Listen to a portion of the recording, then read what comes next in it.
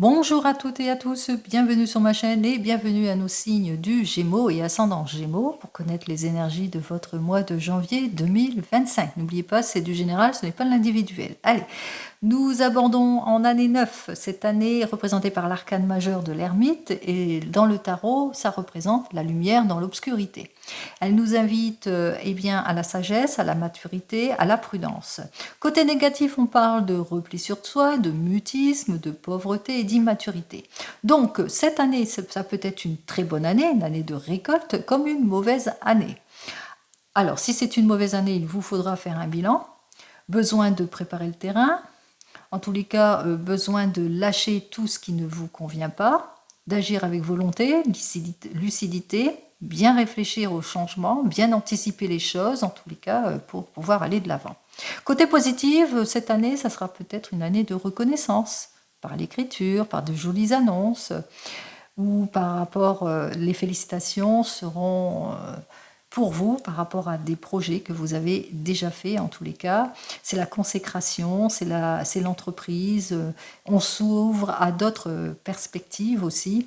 Et puis aussi, on s'ouvre en année 9 vers d'autres personnes aussi. Allez, on y va. Si c'est dans le côté positif, bien entendu. Alors, on regarde pour vous les Gémeaux et ascendants Gémeaux avec le tarot de Marseille. On va regarder tout de suite les énergies premières que nous donne le tarot de Marseille.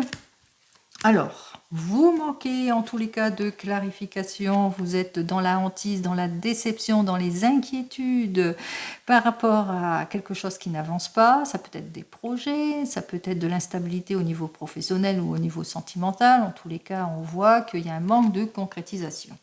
Manque de concrétisation, on se sent éparpillé, et peut-être il y a un manque de volonté, il y a de l'immaturité, de l'hypocrisie, de l'égoïsme auquel vous allez devoir faire face aussi pour certains et certaines. Alors, on va regarder ça tout de suite pour vous les Gémeaux et ascendants Gémeaux. Alors, le mois de janvier, c'est le premier mois. 9 et 1, 10, donc c'est notre roue de la fortune. Alors, cette roue de la fortune, elle représente les opportunités, les occasions, en tous les cas une prise d'action, le début d'un nouveau cycle. Et côté négatif, eh bien, des périodes de haut et de bas, d'involution, d'inaction, de blocage, etc. Allez, on va regarder ça tout de suite. La première carte qui représente l'énergie de ce mois, en général, ou comment vous allez réagir. Ici, c'est le domaine pro. Là, nous avons le domaine sentimental. Et enfin, ici, c'est le conseil. Je continue avec le tarot de la sorcière que j'ai déjà bien sûr mélangé au préalable. Alors, on va continuer à les battre. On va regarder ce que le tarot de la sorcière, lui, il a à me dire de plus. Alors, à la coupe, vous voyez, il y a encore le chariot inversé. Éparpillement, contrainte, involution. Involution peut-être dans le couple ou peut-être dans le domaine professionnel. On manque d'éclaircissement, on attend des révélations, on attend le confort et la sécurité ou les suites d'un rendez-vous professionnel important ou les suites d'une nouvelle rencontre. Alors, on regarde ça tout de suite.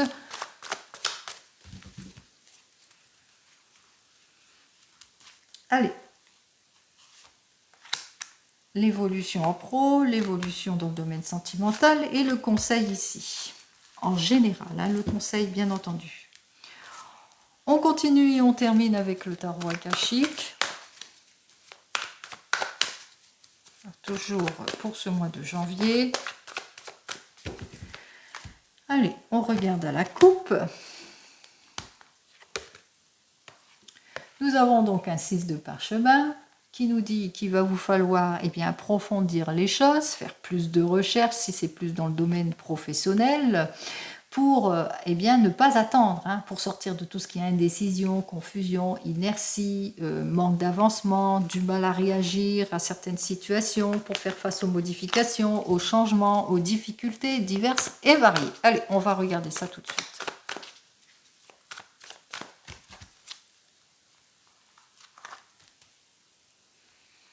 Alors, ici, c'est la conclusion. Ça peut être aussi le conseil. Alors là, c'est le conseil général. On y va.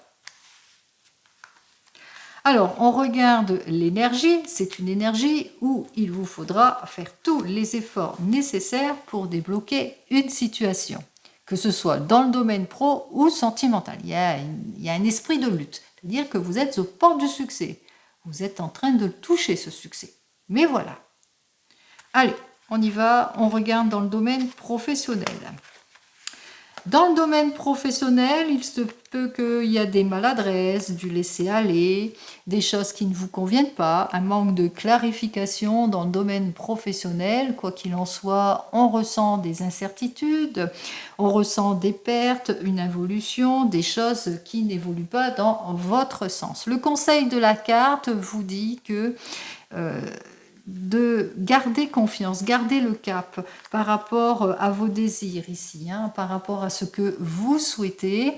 On vous dit de prendre les décisions qui s'imposent aussi pour certains et certaines. Faites preuve de maturité et de courage et d'effort pour clarifier cette situation en ce qui concerne votre avenir professionnel d'ordre général. Par exemple, vous êtes au chômage, eh bien on voit que vous faites preuve peut-être de maladresse, que vous avez du mal en tous les cas à aller de l'avant dans le domaine professionnel, vous avez du mal à vous clarifier, ou que pour le moment, c'est un coup d'épée dans l'eau, comme on dit. Jusque maintenant, on ne vous répond pas.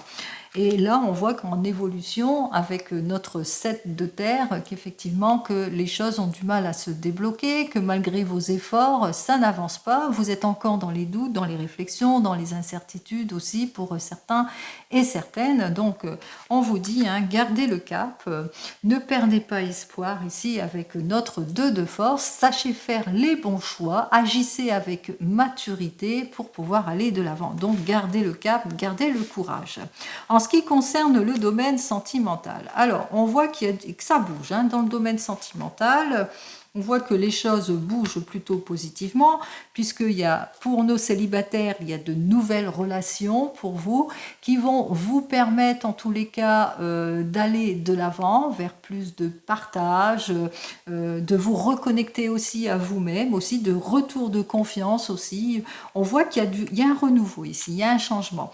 Pour vous qui venez de vous rencontrer, il y a le partage, il y a le changement, on se projette. Pour les couples, c'est pareil, on va de l'avant, on se projette, on se priorise, on sort de tout ce qui est déception.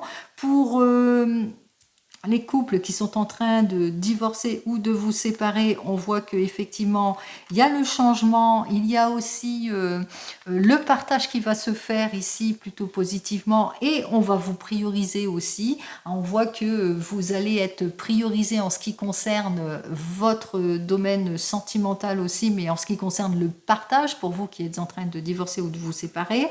Et pour vous qui attendez le retour de l'ex, eh bien, il y a un changement ici. Un changement qui va vous permettre de vous retrouver, mais aussi de vous prioriser. Parce que si cette personne revient dans votre vie, parce qu'on va partager quelque chose, mais il y a un accord, il y a comme un accord qui va se faire ici entre vous, il y a une réconciliation, mais qui vous priorise ici. C'est-à-dire que vous allez donner une seconde chance, mais c'est tout. Vous n'allez plus vous laisser faire non plus.